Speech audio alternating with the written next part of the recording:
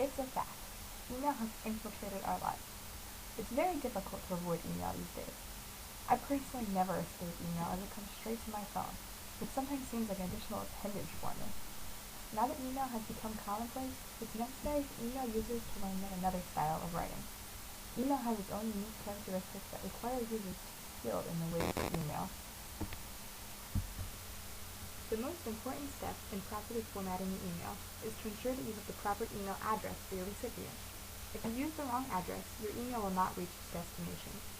Sometimes you will receive an email from your mail administrator telling you that your mail was not delivered. But other times, your mail will simply end up with the wrong person. Do you really want your personal emails ending up in someone else's inbox? Remember, all email addresses include an @ sign and an extension such as .com or .edu at the end. Another very important aspect to email is proper subject lines. It is very important that you make your subject clear so that the reader actually opens the email.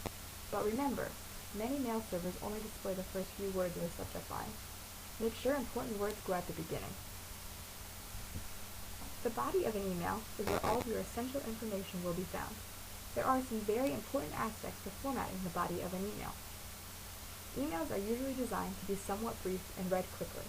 If you include too many words, your reader probably won't read the whole thing.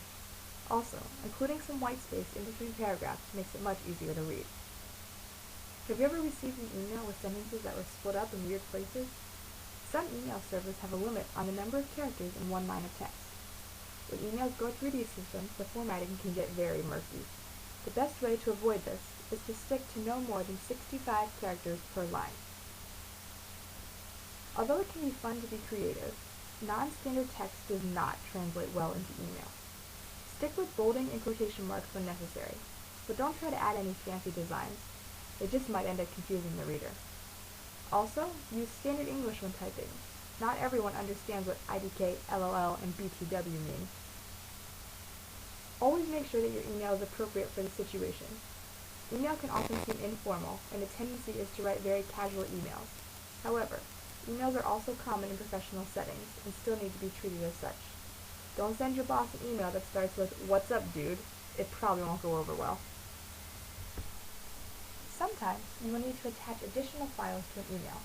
This is perfectly acceptable as long as you remember the attachment. It is very embarrassing to have to send an apology email with an attachment after failing to add the attachment to the first email.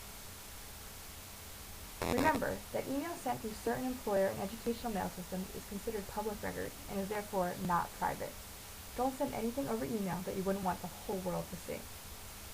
Also, if someone sends an email to multiple people and you want to reply, think very carefully about whether you want to just reply to the sender or reply all to everyone included on the email. Email, just like any other writing, requires some forethought and proofreading. It is easy to dismiss email as inconsequential, but believe me, poor emails can come back to haunt you. Or, at the very least, they'll simply be ignored. Pay attention to what you are doing and write properly formatted emails, and you will significantly lessen your chances of your email getting lost in the black holes of cyberspace.